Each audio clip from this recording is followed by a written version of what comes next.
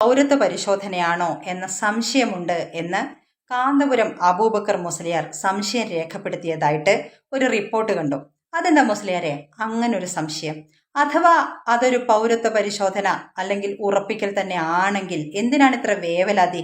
ഈ പാകിസ്ഥാനിയും ബംഗ്ലാദേശിയും റോഹിംഗ്യനൊക്കെ പൗരത്വ പട്ടികയിൽ കടന്നുകൂടി വോട്ട് ചെയ്യണമെന്നും ഇവിടെ പൗരത്വം ഉറപ്പിക്കണമെന്നും ഇവിടെ സ്ഥിരതാമസമാക്കണമെന്നും ഒക്കെയുള്ളൊരു ദുരുദ്ദേശം ഇനി മുസ്ലിയാർക്കുണ്ട് എന്നാണോ ഞങ്ങൾ മനസ്സിലാക്കേണ്ടത്?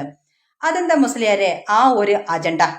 ഈ പൊരുതി നേടി പാകിസ്ഥാൻ, ചിരിച്ചു നേടും ഹിന്ദുസ്ഥാൻ, അങ്ങനെ വല്ല ഹിഡൻ അജണ്ടയും ഉണ്ടോ?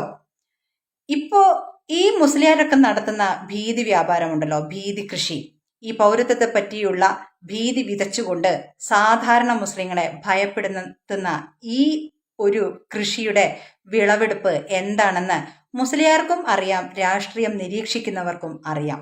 പക്ഷെ അത് അറിയാത്ത സാധാരണ മുസ്ലിങ്ങളുണ്ട്. അവർക്ക് ഇത് ഉണ്ടാക്കുന്ന ആഘാതം ചെറുതല്ല. അവർക്കിതിന് പിന്നിലുള്ള വലിയ കളികളൊന്നും അറിഞ്ഞൂടാ. അപ്പോൾ അവർ വിചാരിക്കുന്നത് പൗരത്വത്തിൽ എന്തോ പ്രശ്നം വരാൻ പോകുന്നു എന്നുള്ളത് തന്നെയാണ്. അവരോട് പറയാനുള്ളതാണ്, നിങ്ങൾക്ക് മറ്റുള്ളവർക്ക് ഇല്ലാത്തൊരു സംശയം നിങ്ങൾക്ക് എന്തിനാണ്? ഞങ്ങളിപ്പോൾ ഒരുമിച്ച് പഠിച്ചവരൊക്കെ കാണുമ്പോൾ, രാഷ്ട്രീയ ചുമതലയൊക്കെ അറിയുമ്പോൾ അവരെന്നോടൊക്കെ ചോദിക്കുന്ന ഒരു ചോദ്യമുണ്ട്, നിങ്ങൾ ഞങ്ങളെ പുറത്താക്കാനുള്ള രാഷ്ട്രീയ കളിയാണോ കളിക്കുന്നത് എന്ന്. അപ്പം ഞാൻ അവരോട് ചോദിച്ചു, മറ്റ് മതവിഭാഗങ്ങളിലെ എൻ്റെ ക്ലാസ്മേറ്റ്സിന് ഇല്ലാത്ത ഒരു സംശയം നിനക്കെങ്ങനെ ഉണ്ടായി എന്ന് ഞാൻ ചോദിച്ചു. അത് തന്നെയാണ് ചോദിക്കാനുള്ളത്. നിങ്ങൾ റോഹിംഗ്യനോ ബംഗ്ലാദേശിയോ പാകിസ്ഥാനിയോ അല്ല എന്ന് നിങ്ങൾക്ക് ഉറപ്പുണ്ടെങ്കിൽ പിന്നെന്തിനാണ് വേവലാതി?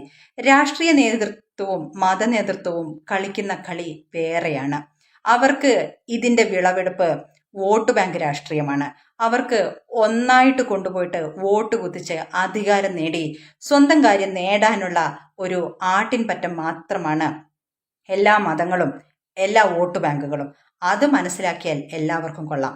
പിന്നെ എണ്ണം കൂട്ടി ഈ ഹൈന്ദവ സംസ്കാരത്തെ അങ്ങ് ഇല്ലാണ്ടാക്കി കളഞ്ഞാൽ അതിൻ്റെ നഷ്ടം എല്ലാവർക്കും ഉണ്ടാവും. ബഹുസ്വരതയും ജനാധിപത്യവും ഒക്കെ നഷ്ടപ്പെട്ടുകൊണ്ട് മുസ്ലിം സ്ത്രീകൾക്ക് പോലും സ്വാതന്ത്ര്യം എന്താണെന്ന് കണി കാണാൻ പറ്റാത്ത ഒരു രാഷ്ട്രമുണ്ടാക്കാനാണ്, മതരാഷ്ട്രമുണ്ടാക്കാനാണ് ചിലരെങ്കിലും ശ്രമിക്കുന്നത് എന്ന് മനസ്സിലാക്കിയാൽ എല്ലാവർക്കും കൊള്ളാം. രാഷ്ട്രായ സ്വാഹ ഇദം നമ്മ.